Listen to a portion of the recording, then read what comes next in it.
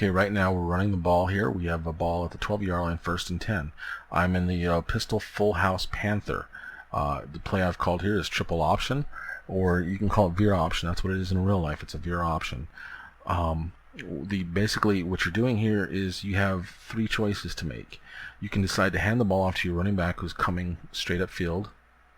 Your quarterback is actually going to mesh with him, ride him, and then put the ball in his stomach, and he has to make the decision off of what this defender does, your first read. If this defender attacks your running back and crashes, you're going to keep the ball and attack the secondary guy, your secondary read. If he widens out or sits, you want to hand this ball off now. Now, if you get in a situation where you're keeping the ball, if he crashes, the next thing you do, like I said, you want to attack your secondary read here, and you want to come right at him and force him to come to you. Alright? If he attacks you, then you want to hold the ball as long as possible and pitch it over to your halfback. Now, if he doesn't attack and he actually attacks your pitch man here, you're keeping it and going upfield for a touchdown, or as many yards as you can get, depending on the situation.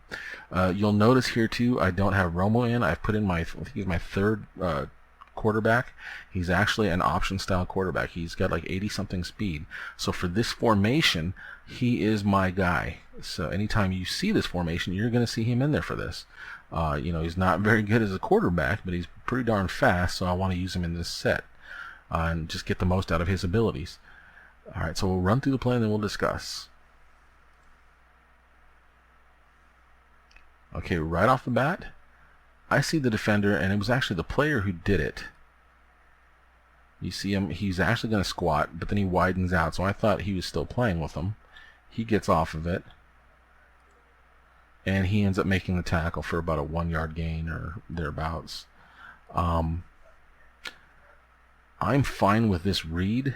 It just happened to be that the player pulled him off, and this guy ends up making a great play. He's a good athlete. He's a corner or a safety, so he's got more athletic ability than a linebacker does, and he's able to recover and make the play.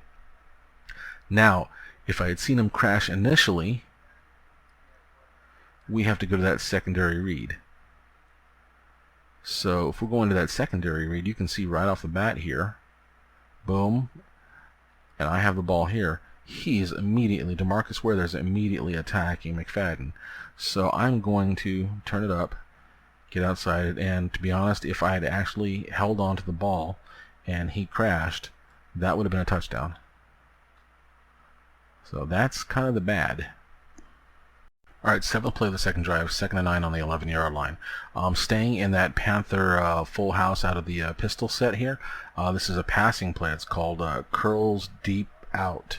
Basically, that entails my X receiver running a hitch, my Z receiver running an out, my YN, my tight end here, running a V route out of the backfield, halfback, or actually he's a fullback in this case, running an arrow route, and my tailback running a flare. Okay, now what I'm looking for in this is I really want to hit this out route, and in this case, with the defense he's running, I have pretty good space here, so it looks very much like a one-on-one situation. It's all going to be dependent on if there's a flat defender in this area. If this guy is dropping out and he actually stays, then I should look to hit this flat route. Now if he does what he should do and attack the flat route, then definitely I'm going to hit Dez here right on his break. So good timing with it for a touchdown, or at least a first down. The other thing I'm going to be looking at here, if this is all covered, I want to throw, if it's a zone, underneath here to my tight end. If he blitzes from this side, I also want to throw to my tight end, because if these guys come, he's going to be in the area they're not at anymore, where they vacated. Okay, so we'll run through the play here, and we'll see what happens, and we'll discuss. Alright, so right off the bat, we are seeing what looks to be quarters, actually. So he actually has 4 deep. He has a corner, safety, and then he actually has one of his under defenders that's getting a little deeper than he probably should. So right off the bat, that's all covered. This defender here, as you can see, he is just gaining depth. He actually looks like he may be in what's called a curl to flat zone. So that's the purple zone that you see in the game.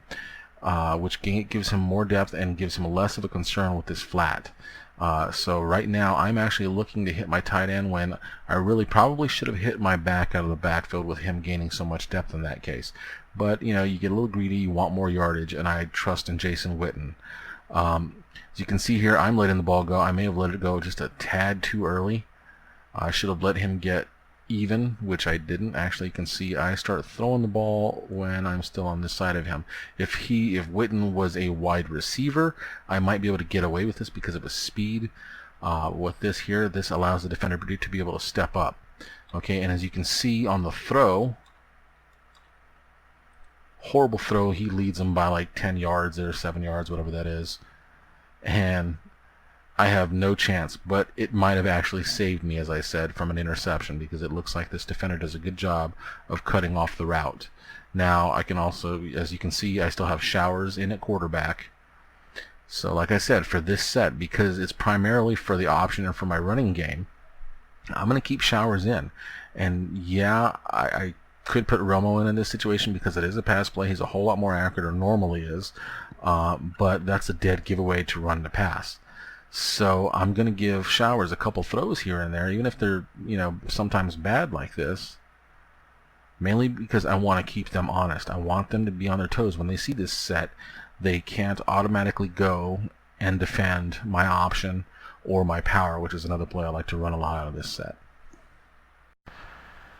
The conclusion of the drive ends in the next video with plays 8 and 9. Does it end in points, or does it end in tears? Only one way to find out. See you there, guys.